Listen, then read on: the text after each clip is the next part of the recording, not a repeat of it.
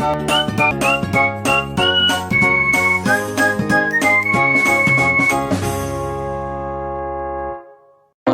वालेकुम, welcome back once again to my YouTube channel landmark education. जिस तरह हमने एज यू नो दैट हमने अपने प्रीवियस लेक्चर में ऑपरेटर ओवरलोडिंग को डिस्कस किया था। आज हम ऑपरेटर ओवरलोडिंग की कुछ एग्जांपल्स करके डिस्कस करेंगे कि ऑपरेटर ओवरलोडिंग होता क्या है।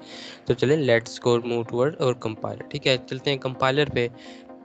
तो मैंने कंपाइलर पे आप लोगों को एग्जांपल बना के रखी है क्योंकि मुझे पता है यार एग्जांपल है तो इस वीडियो को मैं ज़्यादा लंबा खींचना नहीं चाहूँगा। ठीक है, आज हम पोस्ट इंक्रीमेंट और प्री इंक्रीमेंट के ऑपरेटर्स को ओवरलोड करना सीखेंगे सी प्लस प्लस में कैसे करते हैं। ठीक हो गया। सबसे पहले तो ये आपको लोगों को पता है कि हेडर फाइल जो इंक्लूड होती हैं, फिर उसके बाद हमने एक क्लास बना ली किसके नाम से, काउंटर के नाम से। ये आप देख सकते हैं हमने क्लास बनाई काउंटर के नाम से। ठीक है, एज यू नो दैट हम पब्लिक एक्सेस स्पेसिफायर के नीचे ही डाटा मेंबर्स को डिक्लेयर या डिफाइन इनिशलाइज करते हैं क्योंकि अगर हम चाह रहे होते हैं कि हमारा डाटा जो है वो हाइड रहे, हम एब्स्ट्रक्शन को भी साथ साथ लेके चल रहे होते हैं, तो इसलिए हम प्राइवेट इसके नीचे रखते हैं। ठीक है, अगर हम इधर ऊपर इसके ऊपर एक्सेस स्पेसिफायर कोई भी डिफाइन नहीं करते कि भाई हमने इसको किसके नीचे डिफाइन किया डिक्लेयर किया, तो वो बाय डिफ़ॉल्ट क्या करता है, प्राइवेट करता है। ठीक है, अगर आप लोगों को एक्सेस स्पेसिफायर की वीडियो नहीं पता या आपने वो नहीं देखा, वो लेक्चर नहीं सुना, तो उसका चैनल उस वीडियो का लिंक आपको डिस्क्रिप्शन में मिल जाएगा। फ़ौरन से पहले वो देखें फिर आप यहाँ आएँ। ठीक है, इस तरह अपना टाइम वेस्ट मत करें। ठीक है,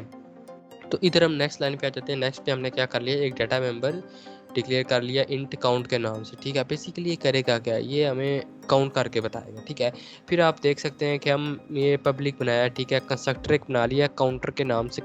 कंस्ट्रक्टर और डिस्ट्रक्टर में अगर आपको डिफरेंस नहीं पता तो मैं कह रहा हूँ, अगर आप लोगों को सब पिछले से कॉन्सेप्ट क्लियर हैं तो आप ऑपरेटर ओवरलोडिंग सीख सकते हैं, अदरवाइज आपको ये सब कुछ मिक्स ही होता रहेगा। ठीक है, हमने ये पब्लिक में क्या कर दिया, एक्सेस स्पेसिफायर पब्लिक लगा दिया। ठीक है, पब्लिक क्या करता है, पब्लिक को जिस तरह मैंने अपनी प्रीवियस वीडियो में बताया था कि पब्लिक एक्सेस स्पेसिफायर में क्या कहता है, कहता है कि भाई जाओ तुमने इसको पब्लिक के नीचे हम जो कुछ भी लिखते हैं वो कहता है भाई जाओ तुमने कोड में या अपने कहीं भी इसको यूज़ करना है ना तुम कर सकते हो, मेरी तरफ से तुम्हें खुली छूट है। ठीक है, अच्छा फिर उससे नेक्स्ट लाइन पे आ जाते हैं। हमने क्या किया, एक कंस्ट्रक्टर बना लिया। आपको पता है कंस्ट्रक्टर कैसे बनता है, उसमें हमने जो ऊपर हमने डाटा मेंबर डिक्लेयर किया था उसको हमने क्या कर लिया, जीरो इनिशियलाइज करवा दिया। ठीक है, अब फिर इसके बाद एक मेन बात आती है। ठीक है, अब एक मेन बात क्या आती है। ठीक है, अब ये देखें, अब हमने यहाँ पे किया क्या है, अब यहाँ पे हो क्या रहा है।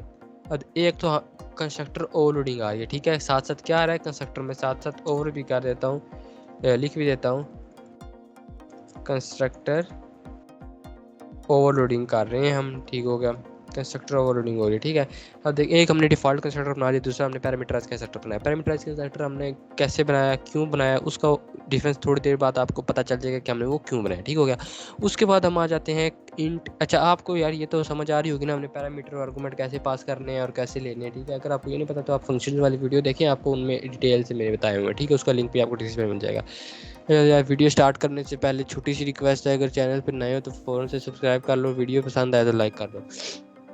अच्छा अब हम करेंगे क्या, अच्छा अब जो हमने ऊपर डाटा मेंबर डिक्लेयर कराया था या इनिशियलाइज़ करवाया था, अब उसमें कोई वैल्यू भी तो स्टोर करवानी है ना। अब ये तो नहीं है ना कि यार बस सिंपल डिक्लेयर करवा दिया, इनिशियलाइज़ करवा दिया तो बस जान छूट गई, नहीं। ठीक है, उसमें हमने क्या करना है, कोई वैल्यू भी तो लेनी है या कुछ भी करना है। ठीक है, यूज़र से देना है या लेना है, कुछ भी तो करना है ना कुछ तो करना है। ठीक है, उसलिए हमने एक ये फंक्शन बना लिया। ठीक है, इन गेट काउंट के नाम से। ठीक हो गया, अब हम आगे आते हैं, आगे अब ये मेन बात है। ठीक है, अब मैं यहाँ पे इसको कमेंट भी कर देता हूँ। ठीक है, ये हम क्या कर रहे हैं, ऑपरेटर।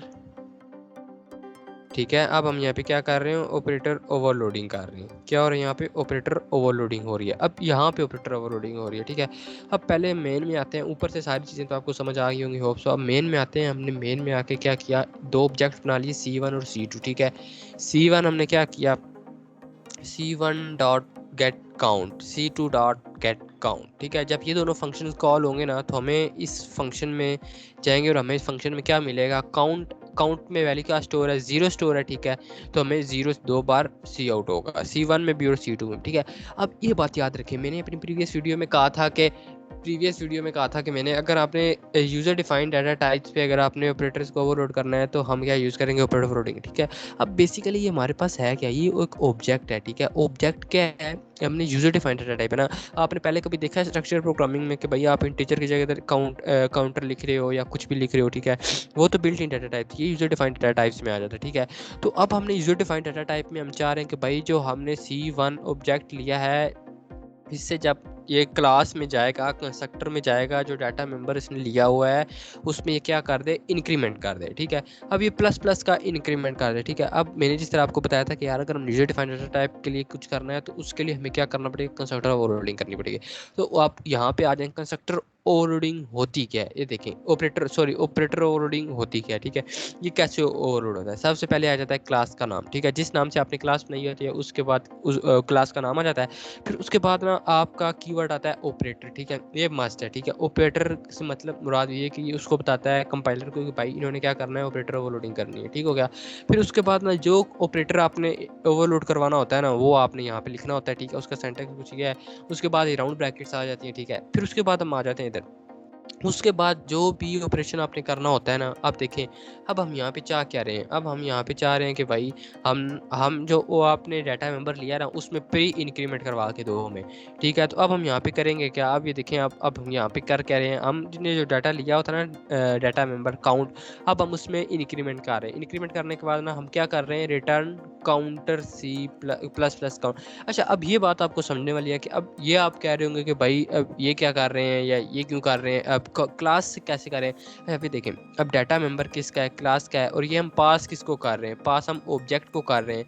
ठीक है, अब ये पास किसको कर रहे हैं, हम पास ये ऑब्जेक्ट को कर रहे हैं। ठीक है, ऑब्जेक्ट को कर रहे हैं, और ये रिसीव कहाँ पे होगा, ये रिसीव जब ये कॉल होगा ना, ये वाला C++ प्लस प्लस C1, तो ये इधर जाएगा। ठीक है, प्लस प्लस काउंट करेगा, काउंट की वैल्यू में एक इंक्रीमेंट करेगा और वापस आके ना, ठीक है, वापस काउंट में वन इंट क्या करेंगे, सॉरी क्या कहते हैं उसको, अब काउंट की वैल्यू 0 थी, अब ये काउंट को क्या कर देगा, 1 कर देगा। ठीक है, काउंट को इसने क्या कर दिया, 1 कर दिया। ठीक है, अब 1 करने के बाद अब हम देख सकते हैं 1 करने के बाद इसने क्या किया, यहाँ पे इसके ऑब्जेक्ट में से स्टोर करवा दिया कि भाई अब जब इस ऑब्जेक्ट से हमें क्या होगा, डाटा शो होगा ना हमें, या हमें स्टोर होगा ना, सॉरी कॉल होगा ना, तो हमने क्या स्टोर करवाना है, 1 स्टोर शो करवाना है। ठीक है, अब आगे आ जाते हैं। अब ये देखें, अब हम यहाँ पे कर क्या रहे हैं, अब हम यहाँ पे क्या कर रहे हैं, वही चीज़ कॉपी कर रहे हैं, C2 equals two plus plus C1।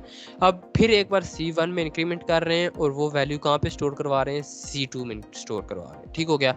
अब समझने वाली बात यह है कि C1 में हमें क्या शो होगा, C1 में हमें 1 शो होगा, और C2 में हमें क्या शो होगा, 2 शो होगा। क्यों, प्री इंक्रीमेंट में अगर आपको इंक्रीमेंट ऑपरेटर्स की समझ नहीं है तो आप प्लीज़ टाइम वेस्ट ना करें, फ़ोन से जाएं और सीखें। ठीक हो गया। अब जब ये 2 बार फंक्शन कॉल होगा ना, तो हमें एक बार 1 शो होगा और एक बार 2 शो होगा। ठीक है, अब आ जाते हैं C2 equals to C1 plus plus. अब जब कंपाइलर इसको रीड करेगा ना, वो कहेगा अच्छा यार तुमने इंक्रीमेंट ऑपरेटर के लिए जब ये किया था तो इंक्रीमेंट ऑपरेटर के लिए तुमने ऑपरेटर ओवरलोड किया था। ठीक है, डिक्रीमेंट आप कर रहे हो तो डिक्रीमेंट के लिए तो तुम लोग ओवरलोड नहीं कर रहे, ये क्या मजाक है। तो अब हमें करना क्या है, जब भी डिक्रीमेंट ऑपरेटर ओवरलोड करना है ना, तो हमें क्या करना है, इसके इधर एक इंटीजर पास करना है। ठीक है, और ये इंटीजर अब आपको समझ आएगी कि हमने पैरामीटराइज कंस्ट्रक्टर किस लिए बनाया था, इसलिए बनाया था। ठीक है, ये एक इंटीजर हमने किस लिए मेन से लिया था, ताकि हम यहाँ पे इसको पास कर सकें। ठीक हो गया। अब यहाँ पे आने के बाद ना हमने डायरेक्ट क्या कर दिया, return counter count plus plus. ठीक है, अब ये क्या करेगा, अब ये इसने करना क्या है, इसने क्या करना है, इसने फ़ौरन से यहाँ पे काउंट में पोस्ट इंक्रीमेंट करने के बाद इस ऑब्जेक्ट को इसने डाटा स्टोर करवा देना, शो करवा देना। ठीक है, और शो करवाने के बाद C1 और C2 को इसने डाटा दे देना। ठीक है, अब हम कंपाइलर इसको रन करके देखते हैं कि अब हमें ये आउटपुट क्या दे रहा है। ठीक है, अब होप सो इसको रन होना चाहिए। ठीक है अब ये थोड़ा सा टाइम ले रहा है। जब तक ये टाइम ले रहा है यार, आप लोग वीडियो को लाइक कर दो, चैनल को सब्सक्राइब कर दो, लेकिन अगर आप लोगों ने अभी तक चैनल को सब्सक्राइब नहीं किया। ठीक है, वेट करते हैं जब तक ये हो रहा है। आप कंपाइलर सॉरी कमेंट्स में मुझे बताएं कि ये हमें क्या आउटपुट देगा। ठीक, अच्छा ये आप देख सकते हैं, अब आप ये देख सकते हैं कि हमें इसने क्या आउटपुट दी है। ठीक है, 0 0 4 5 4 5। अच्छा, अब ये समझने वाली बात है कि भाई इसने 4 5 4 5 हमें आउटपुट क्यों दी है, भाई हमें तो इसने आउटपुट देनी ही नहीं चाहिए थी। अब ये देखिए C1 डॉट गेट काउंट है ना, ये क्या किया, प्लस प्लस ये कर दिया। ठीक है, अब जब हमने ये किया, अभी मेरी बात सुने, एक बार इधर इंक्रीमेंट हुआ, ये क्या हो गया, 1 हो गया, एक बार इधर हो गया, ये क्या हो गया, 2 हो गया। ठीक है, 2 होने के बाद ठीक है, एक बार इसने इधर भी इंक्रीमेंट किया, 3 हो गया। अब जब इसने इधर इंक्रीमेंट करना है, सॉरी इधर इंक्रीमेंट करना है, तो इधर भी ये प्री इंक्रीमेंट है, वैल्यू उसमें स्टोर भी करवाएगा और यूज़र को वापस भी करेगा। ठीक है, सॉरी दूसरे ऑब्जेक्ट में भी वही स्टोर करवाएगा। ठीक है, तो इसलिए इसने हमें आउटपुट किया। होप सो आप लोगों को आज के लेक्चर समझ आया होगा। मिलते हैं अपने नेक्स्ट लेक्चर में, आज तक इतने काफ़ी। अल्लाह हाफिज़।